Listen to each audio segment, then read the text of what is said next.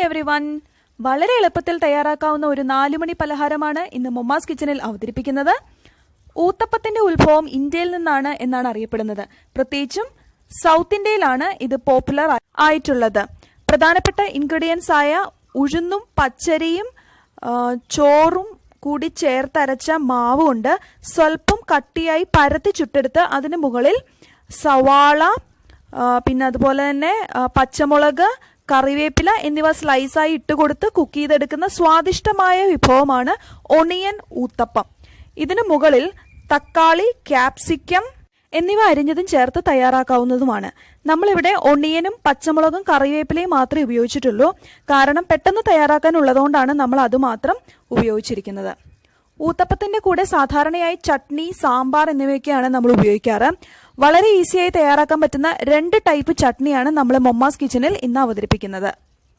ചട്നി, ചമ്മന്തി എന്നിവയൊക്കെ ഉണ്ടാക്കുമ്പോൾ അരകല്ലിൽ അരയ്ക്കാനായിട്ടൊരു സാഹചര്യം ഉണ്ടെന്നുണ്ടെങ്കിൽ നമ്മൾ കഴിവതും അരകല്ലിൽ അരയ്ക്കാനായിട്ട് ശ്രദ്ധിക്കുക. കാരണം അരകല്ലിൽ അരച്ചുണ്ടാക്കുന്ന ചട്നിക്കും ചമ്മന്തിക്കും ഒക്കെ നമുക്ക് അതിവിശേഷപ്പെട്ട ഒരു ടേസ്റ്റ് തന്നെയാണ്. കാരണം പണ്ട് കാലത്തെ നമ്മുടെ വീടുകളിൽ അമ്മമ്മമാരോടൊക്കെ ചോദിച്ചാൽ അറിയാൻ പറ്റും അതിന്റെ ആ ഒരു സ്വാദ് എന്താണെന്നുള്ളത്.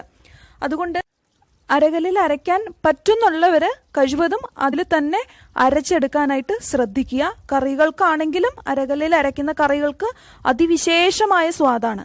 ഇന്നത്തെ കാലത്ത് സമയക്കുറവൊക്കെ കൊണ്ട് എളുപ്പത്തിൽ തയ്യാറാക്കാവുന്നതും രുചിയേറുന്നതുമായ വിഭവങ്ങളാണ് പൊതുവെ എല്ലാവർക്കും താല്പര്യം.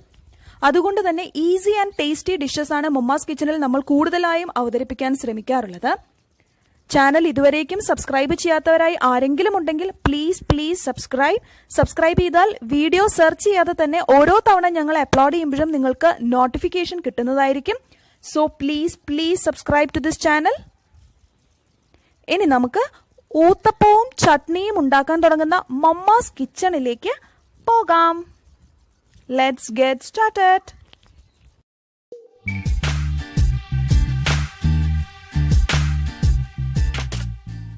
ഇന്ന് നമ്മള് 4 മണിക്ക് ഉണ്ടാക്കുന്നത് ഊത്തപ്പം. അതിനായിട്ട് നമ്മള് ഈ മാവ് റെഡിയാക്കി കഴിഞ്ഞു. ഈ ഗ്ലാസ്സിന് 1 ഗ്ലാസ് വടിച്ച് പച്ചരി, 1/2 ഗ്ലാസ് വടിച്ച് ഉഴുന്ന, പിന്നെ ഒരു സ്പൂണിന് 3 സ്പൂൺ ചോറ്, 3 സ്പൂൺ ഇത്രയും ചേർത്ത് നമ്മളൊരു 6 മണിക്കൂർ കുതിർത്തണം. അരി സെപ്പറേറ്റ്, ഉഴുന്ന് സെപ്പറേറ്റ്. അത് രണ്ടും കുതിർത്തി കഴിഞ്ഞിട്ട് കഴുകി വൃത്തിയാക്കി ഈ ചോറും അതിൽ ചേർത്ത് നമ്മൾ അരച്ചു വെക്കണം. അരച്ചു വെച്ചാൽ ഒരു 8 മണിക്കൂറോളം എടുക്കും പൊങ്ങി വരാൻ. വെള്ളം ചേർത്ത് അരക്കണം. വെള്ളം ചേർക്കണം. അരപ്പിനുള്ള വെള്ളം ആവശ്യത്തിന്. അതാ ഉഴുന്നൊക്കെ നമ്മൾ വെള്ളത്തിൽ ഇട്ടേക്കണേ. അരി കഴുകി വെള്ളത്തിലിടും, ഉഴുന്നും കഴുകിയിടും. അപ്പൊ ആ ഉഴുന്നിന് ഇട്ടേക്കണ വെള്ളവും കൂടെ ഇതിൽ ചേർത്തരക്കണം. അത് കളയരുത് പുളിക്കാനായിട്ട്. പിന്നെ ഒരു തരി ഉലുവയും ഉഴുന്നിന്റെ കൂടെ ഇട്ടേക്കണം. അപ്പൊ പുളിച്ച് കിട്ടും. പിന്നെ ആ പുളിച്ച മാവാണിത്. എത്ര നേരം അരച്ചിട്ട് വെച്ചേക്കണം? അരച്ചിട്ടൊരു 7 മണിക്കൂർ എന്തായാലും വേണം പൊങ്ങി വരാൻ. വേനലായതുകൊണ്ട് ഒരു 6 മണിക്കൂർ കൊണ്ട് പൊങ്ങും. ശരിക്കും പൊങ്ങണമെങ്കിൽ 7 മണിക്കൂർ വേണം. കുറെ നേരം വെച്ചാൽ വല്ലാണ്ട് പുളിച്ചു പോകൂലേ? അതിൽ കൂടുതലായത് നമുക്കിത് ഇപ്പൊ നൊര വന്നേക്കണം. കണ്ടോ, ഇങ്ങനെ നൊര വന്നു കഴിയുമ്പോ നമ്മൾ ചുട്ടു തുടങ്ങണം. അല്ലെങ്കിൽ കണ്ടമാനം പുളിച്ചാൽ കൊള്ളൂല. പിന്നെ കറി കൂട്ടി കഴിക്കുമ്പോ അത് അഡ്ജസ്റ്റബിൾ ആണ്. പക്ഷെ എങ്കിലും ഒരുപാട് പുളി വന്നു കഴിഞ്ഞാൽ രുചി ഉണ്ടാവില്ല. നല്ല ഉഴുന്നായതുകൊണ്ട് വേഗം പൊങ്ങും. നമ്മളിവിടെ മൂറിൽ നിന്നാ ഉഴുന്ന് വാങ്ങിക്കണേ.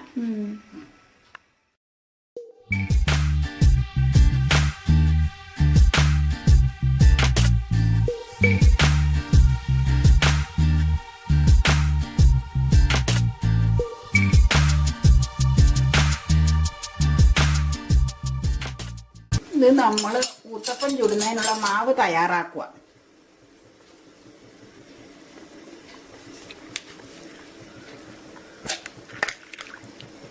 ഒരു ഗ്ലാസ് അരിക്ക് നമ്മൾ 1/2 ഗ്ലാസ് ഉഴുന്ന എപ്പോഴും ഉപയോഗിക്കുന്നത്.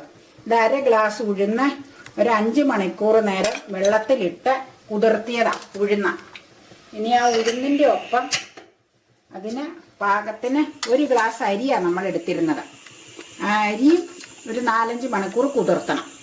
എന്നിട്ട് അതിനോട് ചേർത്ത് നമ്മൾ ഈ 1 സ്പൂണിനൊരു 3 സ്പൂൺ ചോറും ചേർക്കും, സോഫ്റ്റ് ആവാൻ വേണ്ടി. അപ്പം അത് ചേർത്ത് മിക്സിയിൽ വെള്ളം ഒഴിച്ച് ആദ്യം അരച്ചെടുക്കണം.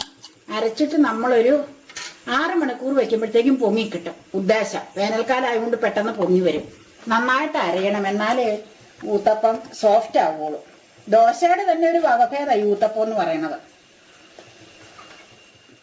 അരി ഉഴുന്നും അരയ്ക്കാനായിട്ട് എടുക്കുമ്പോഴേ കുറച്ച് ഫ്രിഡ്ജിലിരിക്കണ തണുത്ത വെള്ളം ഒഴിച്ച് അരച്ചു കഴിഞ്ഞാൽ മിക്സി അങ്ങനെ ചൂടാവൂല പെട്ടെന്ന്.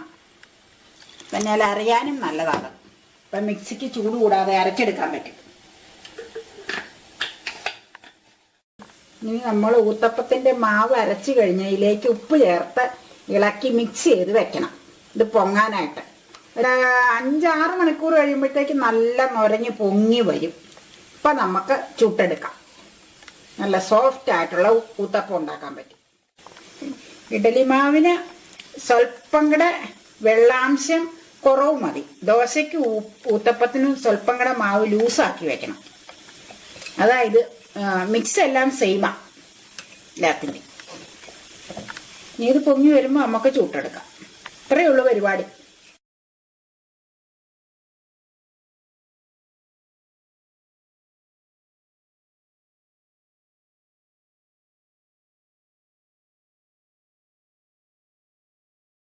പകുതി വേവായി കഴിയുമ്പോൾ നമ്മൾ സ്വല്പം സവോള, പച്ചമുളക്, വേപ്പില എല്ലാം ഇതിന്റെ മീതെ ഇട്ട് കൊടുക്കണം. തക്കാളി ഇടൂലേ? ഇല്ല, ടൊമാറ്റോ ഇടുന്നില്ല. ഊത്തപ്പം ഇങ്ങനെ ഇരിക്കണത്. ഇനി നമ്മൾ ഒന്ന് മൂടി വെക്കണം. മൂടി വെച്ചിട്ട് മറച്ചു വിടണം. ഇത് ദോശ നമ്മൾ സാധാരണ മറക്കൂലല്ലോ. മറച്ചിട്ടില്ലെങ്കിൽ എന്നാ കുഴപ്പമെന്ന് വെച്ചാൽ ഊത്തപ്പം സ്വല്പം കട്ടിയിലാണ് നമ്മൾ ചുടുന്നത്. അപ്പൊ ഒരു വശം വേവും ഒരു വശം വേവാതിരിക്കും. ദോശയാകുമ്പോൾ നമ്മൾ കനം കുറച്ചല്ലേ ചുടുന്നത്. അപ്പൊ പിന്നെ മറിച്ചിടേണ്ട ആവശ്യമില്ല.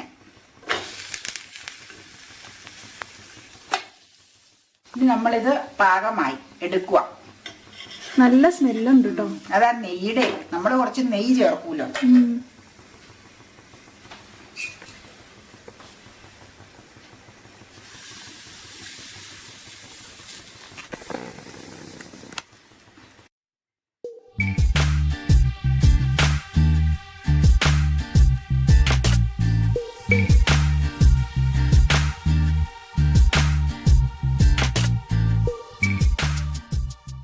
നമ്മൾ ചട്നി ഉണ്ടാക്കുന്നതിനായിട്ട് അരമുറി തേങ്ങ, ഒരു പച്ചമുളക്, 2-3 ചുമന്നുള്ളി, ഒരു ചെറിയ കഷ്ണം ഇഞ്ചി, ഒരു നുള്ള് വേപ്പില, ഇത്രയും ചേർത്ത് നമ്മൾ ഉപ്പും ചേർത്ത് അരയ്ക്കണം. അരയ്ക്കുമ്പോൾ സ്വല്പം വെള്ളം കൂടി ചേർത്തിട്ട് വേണം തേങ്ങാ ചട്നി അരയ്ക്കുമ്പോൾ അരയ്ക്കേണ്ടത്. അരകല്ല് ലഭ്യമാണെന്നുണ്ടെങ്കിൽ അരകല്ലിൽ അരയ്ക്കുമ്പോഴുണ്ടാകുന്ന ആ ഒരു ടേസ്റ്റ് അത് വളരെ വിശേഷപ്പെട്ട ഒരു ടേസ്റ്റാണ്. പക്ഷെ ഇപ്പോൾ സമയനഷ്ടവും നമുക്ക് തിരക്കുകളും ഒക്കെ വന്നു തുടങ്ങിയതിന് ശേഷമാണ് നമ്മൾ അരയ്ക്കാനായിട്ട് മിക്സി ഉപയോഗിച്ച് തുടങ്ങിയത്. ഇനി നമ്മൾ അരച്ചു വെച്ചിരിക്കുന്ന ചട്നി കടുക് പൊട്ടിക്കാൻ പോവാം. അതിനായിട്ട് സ്വല്പം വെളിച്ചെണ്ണ ഒഴിച്ചു.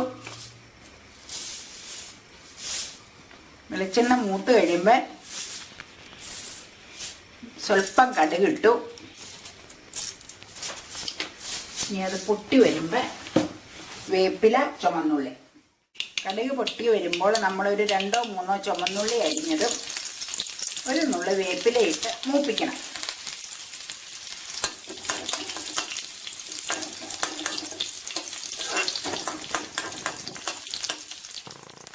ഇത് നമ്മൾ ആദ്യം എടുത്തു വെച്ചിരുന്ന മിശ്രിതം മിക്സിയിലെടുത്ത് അരച്ച് വെച്ചിരിക്കുന്നതാണ്.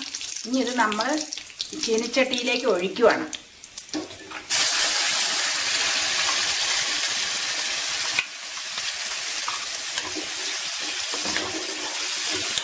നല്ലൊരു സ്മെല്ല് വരുന്നില്ലേ?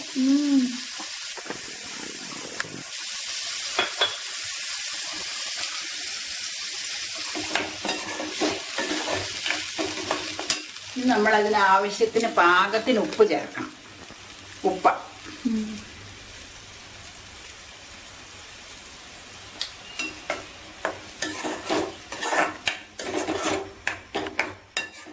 ചട്നിക്കായിട്ടുള്ള മിശ്രിതം നമ്മൾ മിക്സിയിലിട്ട് അരയ്ക്കുമ്പോൾ ഒരു പൊടിക്ക് വെള്ളം ചേർത്ത് അരയ്ക്കണം.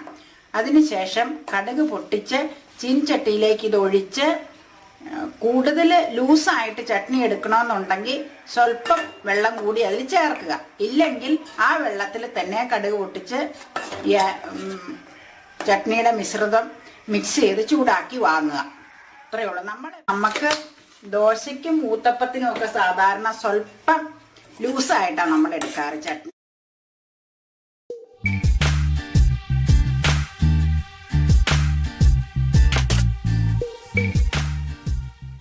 ടൊമാറ്റോ ചട്നി ഉണ്ടാക്കാനായിട്ട് ഒരു ചെറിയ ടൊമാറ്റോ എടുത്ത് നമ്മൾ സ്ലൈസ് ചെയ്തതാണ്.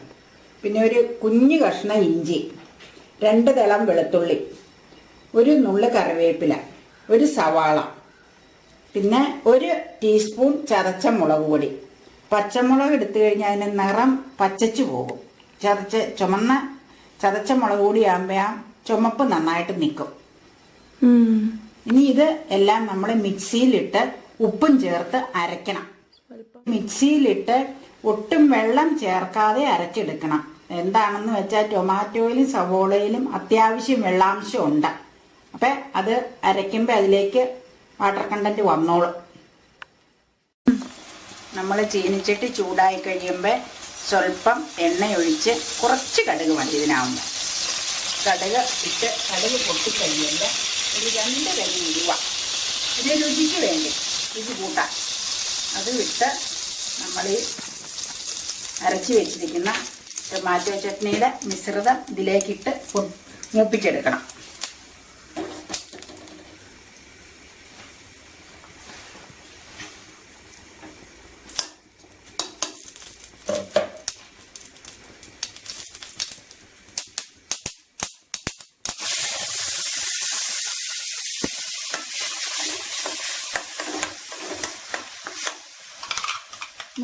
പ്രത്യേക ടൊമാറ്റോ നാടൻ ആയതുകൊണ്ടേ നല്ല ടേസ്റ്റ് ആയിരിക്കും ഇതിന്. നമ്മുടെ വെജിറ്റബിൾ ഗാർഡനിലുള്ളതാണ്, അപ്പയുടെ വെജിറ്റബിൾ ഗാർഡൻ. അതിലെ ടൊമാറ്റോ വേണം, നല്ല പുളിയായിരിക്കും. ഇത് എത്ര നേരം? നേരമൊന്നും വേണ്ട. ഇതൊരു ഒന്ന് ചെറുതായിട്ടാ പച്ചച്ചൊവ്വൊന്ന് മാറിയാൽ മതി. നമ്മൾ ഓഫ് ചെയ്യുക, അത് മതി. പിന്നെ ഇത്രയേ ഉള്ളൂ, വേവില്ല. അങ്ങനെ വെന്ത് കഴിഞ്ഞാൽ വേറെ ഒരു ടേസ്റ്റ് ആവും. വീഡിയോ ഇഷ്ടമായെങ്കിൽ എല്ലാവരും ലൈക്ക് ചെയ്യാൻ മറക്കരുത്. വളരെ ഈസിയായി നമുക്ക് വളരെ പെട്ടെന്ന് തയ്യാറാക്കാൻ പറ്റുന്ന ഒരു ഡിഷാണ്. എല്ലാവരും ട്രൈ ചെയ്ത് നോക്കുക. അതുപോലെ തന്നെ ചാനൽ സബ്സ്ക്രൈബ് ചെയ്യുക. സബ്സ്ക്രൈബ് ചെയ്ത് കഴിഞ്ഞാൽ ഓരോ തവണ ഞാൻ വീഡിയോ അപ്ലോഡ് ചെയ്യുമ്പോഴും നിങ്ങൾക്ക് നോട്ടിഫിക്കേഷൻ കിട്ടും. വീഡിയോയുടെ തൊട്ട് താഴെയുള്ള സബ്സ്ക്രൈബ് എന്ന റെഡ് ലെറ്റേഴ്സിൽ എഴുതിയിട്ടുള്ള ആ ഓപ്ഷനിൽ ക്ലിക്ക് ചെയ്ത് ചാനൽ സബ്സ്ക്രൈബ് ചെയ്യുക. ഒരുപാട് ഇൻട്രസ്റ്റിംഗ് വീഡിയോസ് ആയിട്ട് വീണ്ടും വരുന്നുണ്ട്. സബ്സ്ക്രൈബ് എന്ന ഓപ്ഷന്റെ തൊട്ടടുത്തുള്ള കുഞ്ഞ് ബെല്ലൈക്കൺ കൂടി ക്ലിക്ക് ചെയ്താൽ ഓരോ തവണ ഞാൻ വീഡിയോ അപ്ലോഡ് ചെയ്യുമ്പോഴും നിങ്ങൾക്ക് സെർച്ച് ചെയ്യാതെ തന്നെ പേഴ്സണൽ നോട്ടിഫിക്കേഷൻ കിട്ടും. വീണ്ടും കാണും വരേക്കും.